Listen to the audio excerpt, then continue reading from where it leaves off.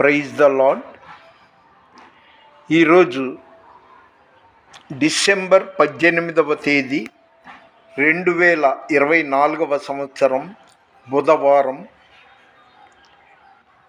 మధ్యాహ్నం 12 గంటలకు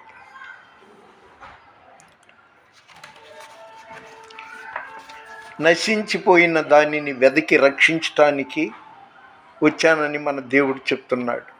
ప్రపంచంలో ఎవరు ఇలా చెప్పలేదు. అసలు దేవుడే నిజమైన దేవుడు యేసు ప్రభు. నశించిపోయిన దానిని వెతికి రక్షించటానికి వచ్చానన్నాడు. అదేవిధంగా రోగులకే కానీ ఆరోగ్యవంతులకు వైద్యుడు అక్కర్లేదని దీర్ఘశాంతుడు కరుణామయుడైన యేసు ప్రభు వారు సెలవిచ్చారు. ఎన్ని పాపాలు చేసినా క్షమించే దేవుడు. అదే పనిగా పాపాలు చేస్తూ వెళ్తే మాత్రం ఆ దురదృష్టవంతుల్ని ఎవరూ రక్షించలేరు. ఆయన క్షమించిన తర్వాత ఇక నుండి పాపం చేయొద్దన్నాడు. అది పాటించిన వాళ్ళు అదృష్టవంతులు. ఈరోజు ఉదయం బి సుజాత నాకు 10:20 917925770503 917925 నెంబర్ నుండి ఫోన్ చేసి మొన్న దండల దేవసాయం గారు గ్రేటర్ విజయవాడ పాస్టర్ ఫెలోషిప్లో సభ్యులందరికీ గిఫ్ట్లు ఇచ్చారు. ఆ గిఫ్ట్ నాకు పండక్కి ఇంటికి తీసుకెళ్తానంటే, నీది మంచి మనసు అయితే ఇస్తాను, లేకపోతే లేదు అన్న. అయితే 10:20 కదా తను ఫోన్ చేసింది. 1 గంటలో వస్తానండి. అరగని తిండి జరగని పని గురించి నేను టైం వృధా చేసుకోదలుచుకోలేదు. ఒక్క చిన్న మాట, రోమా 2వ అధ్యాయం 4వ వచనం చదువుతున్నాను. దేవుని అనుగ్రహము మారు మనస్సు పొందుటకు నిన్ను ప్రేరేపించుచున్నదని ఎరుగక ఆయన అనుగ్రహ ఐశ్వర్యమును సహనమును దీర్ఘశాంతమును తృణీకరించుదువా అని వాక్యం సెలవిస్తుంది. చూడండి, ఆయన యొక్క వరాలు. దేవుని అనుగ్రహం మారు మనసు పొందుటకు నిన్ను ప్రేరేపించుచున్నదని ఎరుగక ఆయన అనుగ్రహ ఐశ్వర్యమును సహనమును దీర్ఘశాంతమును తృణీకరించుదువా. ఎంత గొప్ప వాక్యం అండి. కాబట్టి గతః. ఈరోజు ఆత్మీయంగా నూతన ఆత్మీయ జీవితాన్ని ప్రారంభించడానికి తీర్మానించుకున్నాను.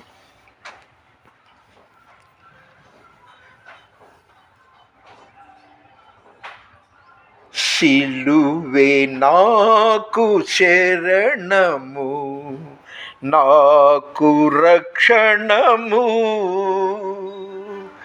సిలువే నాకు శరణము, నాకు రక్షణము. ఆ సిలువలో ప్రభు చావుందెను, ఆ సిలువలో ప్రభు చావుందెను. పారెను రక్తము ధారలాయెను, పారెను రక్తము ధారలాయెను.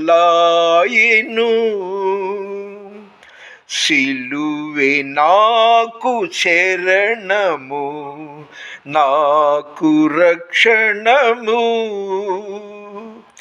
మరణము ఓడెను పిశాచి శిరము చితికెను, మరణము ఓడెను. పిశాచి శిరము చితికెను, జీవము గెలిచెను, తెరయు చీలెను. జీవము గెలిచెను, తెరయు చీలెను. నా భారము తెగిపోయెను, బొర్లిపోయెను. నా భారము తెగిపోయెను, బొర్లిపోయెను. సిలువే నాకు శరణము, నాకు రక్షణము. పాపపు గోడలు పాతాళమందు కూలెను, పాపపు గోడలు పాతాళమందు కూలెను. పరలోకము భూలోకము ఏకమాయెను, పరలోకము భూలోకము ఏకమాయెను. పాపికి ప్రభువుకు సంధి కుదిరెను, పాపికి ప్రభువుకు సంధి కుదిరెను. సిలువే నాకు శరణము, నాకు రక్షణము. ఆ సిలువలో ప్రభు చావుందెను, పారెను రక్తము ధారలాయెను. హల్లెలూయా.